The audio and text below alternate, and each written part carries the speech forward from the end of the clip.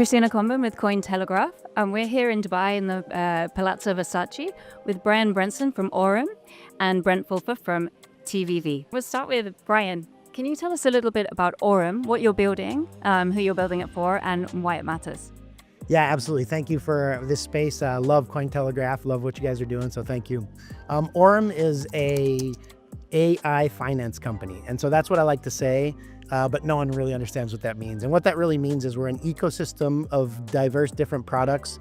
So we have an exchange, we have a card program, we have a neobank, and then we also have yield products that lean into AI for execution and management of the funds. And so at its essence, we are a company that's looking to leverage AI to bring better financial results to everyone. And who's it for? That's a great question.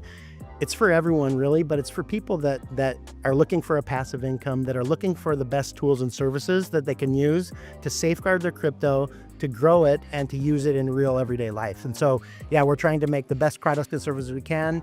We're bringing RWAs online. We're bringing AI agents online to be able to help with communications on WhatsApp, Telegram, and Instagram. And so we have a wide array of different products that we're rolling out. And I think it's important because, you know, if you would have asked people 5 years ago, what's the leading crypto company? I think you got a lot of blank stares. What's crypto? Maybe, you know, not a lot of answers. I think if you ask that question today, there's some clear leaders, right? And I think the same thing is happening in AI finance. I think if you ask people what's AI finance today, they're like, what does that even mean? What are you talking about? But I think if you ask them in 5 years from now, I think AURUM will be one of those names in the list. And so we're working really hard to create 1,000 millionaires and create a financial unicorn that we can be proud of and that, you know, everyone in the world can use. So that's the idea. That sounds amazing. It's super interesting. And Brent, can you tell us a little bit about TBV? What have you built and why is it different from other funds? Absolutely. TBV is the venture arm of TB Group. So we're an early stage fund. We invested in 24 projects, but what makes us really unique is our events arm called the Best Event, which I think a lot of people in the industry have been to. We've had over 40,000 people come to our events in over 24 cities in 12 countries just in the last year. We partner with some of the biggest names in the industry like OKX, Pudgy Penguins, Blowfin, a lot of other names, and also some of the biggest music festivals, including the Untold Music Festival, which is the third biggest music festival. And we brought the first crypto conference to a music festival last year here in Dubai in November. Have much bigger things planning ahead, and obviously partnering with AURUM on a lot of different things on the investment side, event side, and this year will be a very big year. Right, that sounds amazing. And obviously AI finance is a big focus for TBV. And you're going deep into AURUM this year. You're coming on as advisors and also investors. Can you explain a little bit about what the ambition is there, what you're looking to achieve with this? Yeah, well, for us, like as a fund, I think what really differentiates us is our distribution through events and partnerships. And the reality is, if you're a neobank and in the AI infrastructure space, you want to be able to reach a mass audience in a lot of different countries, right? Because our industry is a global industry. You can't just be in one region or have like one area of focus. And so that's like a big part of our partnership together is getting the word out to the key stakeholders in the crypto industry, and also through mass adoption, which comes through events and our bigger partnerships with other larger organizations. So this year, expect to hear AURUM around the world. Right, that sounds amazing. And for AURUM, what does it mean for you having TBV on the table? Well, I think it's an amazing opportunity for all of us. First of all, as investors, it's great to have, you know, this caliber of a VC on board. But I think, as Brent said, beyond that, it's the events, it's the network, it's the ability to get our name out there, but not, you know, on a flyer at the Token 2049 show or, you know, some sort of sticker on the escalator. What it is it's the place where people want to go after the events to enjoy themselves, to network, to have fun, to have a drink, dance, and those kinds of things. And I think it's huge because that's where the real stuff happens. You know, I've been to probably, you know, 1,000 events or something, like a ton of events. And I think that when I'm at the events, the conversations are not quite as good as when I'm at the after events and the things in the evening. And so we're just really excited to be a part of the you know, the TB family and be at these events and impact as many people as we can through the work that these, you know, the amazing work that these guys have been doing. So I've been a fan of these guys for a long time, and this is the first time I've met Brent in person. So it's really exciting for us to be a part of it. Amazing, and for sure, Brent, so how do you, when you're looking to invest in a company, especially in the AI space. How do you separate a very solid company from the hype? Well, the first thing is, do they have customers? Which is a rare thing in our industry, right? It's usually we're gonna launch a token, here's what it is, gonna go to $1 billion, right? And that's like, we think that era of investing is like over with. Like the reality is now you need to build a product that has a real use case and can actually solve a real problem, right? AURUM already has, I think, 90 million of assets under management on the like trading side of things. So clearly they have like product market fit.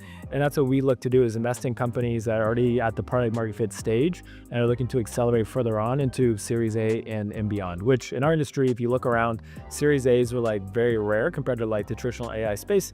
And we also believe that most Web3 companies need to have a blended cap table of Web3 and Web2 investors on them, especially in the fintech space. That's another way that we help with our investments and partners that we do, is to bring people together at these events, everywhere from the biggest music festivals to the Mandarin Oriental Penthouse to conferences.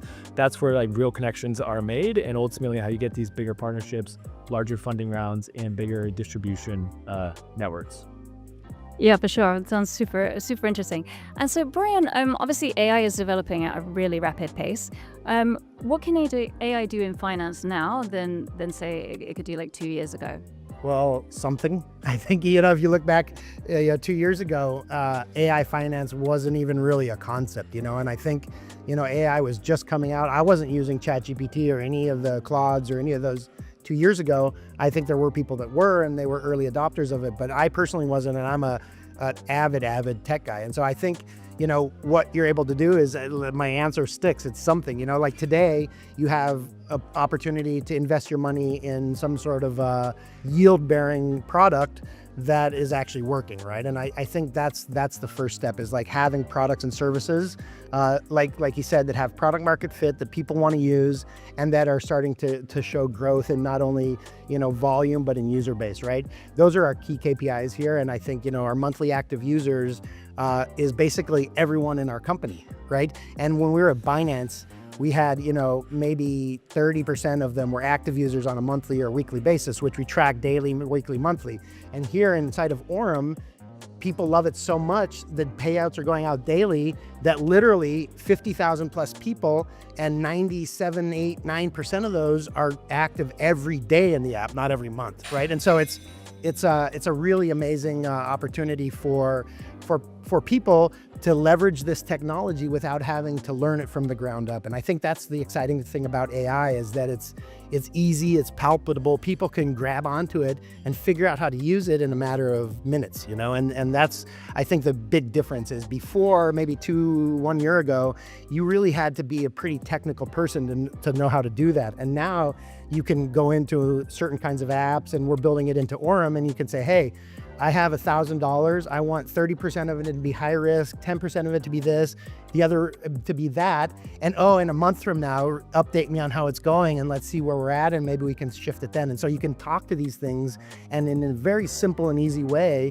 you can accomplish things that before it took a PhD in programming to figure out. And so I think that's the difference here, is it's coming, closer and closer to the everyday person, and it's really easy to use. And that's what we're trying to make, is just take out all the simplicity, all the complexities, and make it as simple as possible, so that anyone on earth with a phone and an internet connection can use these things. And Brent, can we talk about the moat in fintech AI? What is it exactly? Is the data, the team, something else? Yeah, moat is a tricky word, I would say, in the crypto payment space, because like ultimately a lot of companies announce partnership. They have this partnership and that partnership with like a MoonPay or like some of these larger financial organizations. But the reality is they have partnerships with like a lot of crypto companies. Like the main thing, especially for us as a fund, is like leading by community first, right? And if you have a rabid fan base, a user base that uses the product like Bryan's talking about every single day. I mean, look at this conference here. It's packed. People are flying in from America, from Asia, from Europe, all over the world to come here for a one-day conference, like a multi-day conference. Shows just like the commitment of the community, and like that's like a key metric that we look for, because yeah, you can announce partnerships, but like, can you actually get people excited and actually use your product like very often? And like, what's the clear moat of that? And that's what I think AURUM has shown. Yeah, that makes a lot of sense. And looking at, say, neobanks, Bryan, that took about 10 years to kind of really go mainstream. How long do you think it will take for crypto banking? Well, I think it's already here. I mean, if you take a look at some of the opportunities out there in the neobank space, I think you can see the Revoluts, the Mondos, the N26, and the new banks in Brazil, which, has an amazing success rate, 70, 80 million users in the first year or two or three. I don't know the exact numbers, but I think you can see these guys starting to bring crypto into their apps, right? And so I think we are a true crypto native, crypto first neobank. And so we have a leg up because we're not bringing crypto into a legacy system and introducing it to people that don't really know about it or aren't sure about it. We're bringing crypto first, and then the rest of the banking experience comes later. And so I think we're flipping it on our head. I think it's going to happen really, really fast. We launched our neobank app inside of Telegram as a mini app because it was the fastest way that we could go to market. And it's also a very secure platform, and there's a lot of things going on that side.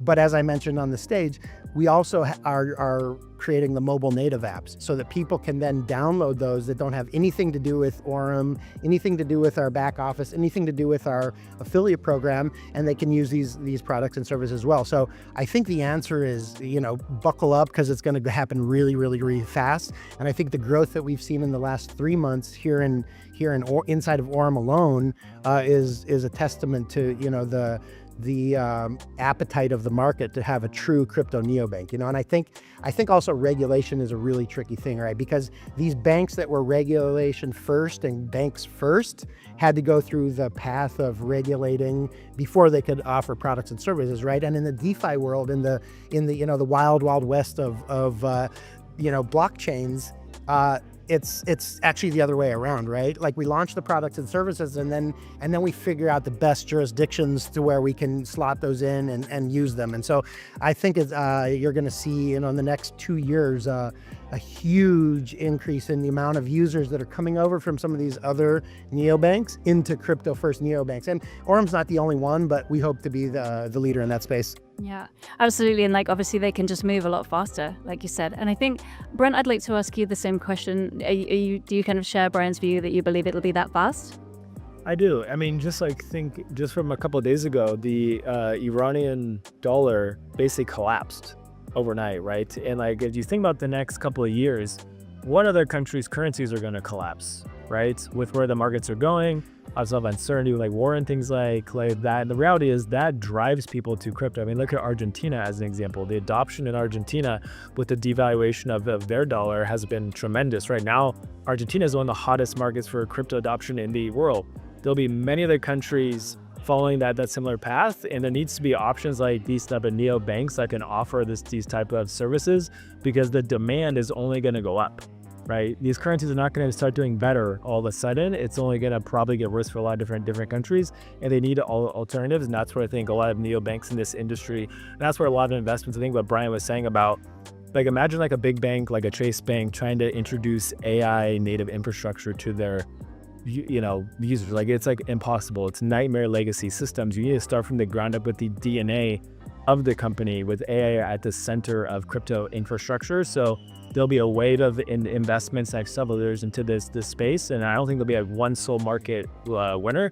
There will be many winners in different regions, and so I think it's a very fascinating time to be building in this space right now. Yeah, for sure, super exciting times. And talking about how projects get their financing, for you, Bryan, what would you say was the biggest misconception that builders have about what they think VCs want to see? Where do we start? Well, yeah, the biggest misconception is that they want to give you money, right? Literally, that is the biggest misconception, because you're out there, you're battling to get an appointment with these guys, right? And they say, yeah, that's great. And then 6 months later, they say, they send you a 3-letter thing that says, we passed, sorry, or thanks, and at the end of the day, you're working really hard as a small, medium entrepreneur to build a product that you believe in, that's your passion, because if you don't have the passion to build it, it doesn't get built, right?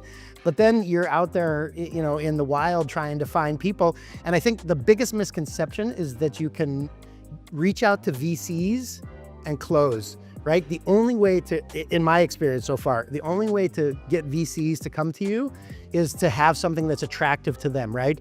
Either, like you said, a product market fit, a user base, a flow, but the best way to do it is to have someone refer you over, right? So if there's another founder that you're close to that can say, hey, Brett, go check out what Bryan's doing. He's a great guy. I worked with him at Binance. I know he can pull this off. That's the best way to do it. So the misconception is that there's all these VCs out there and there's all this money and you can actually get it and it's easy.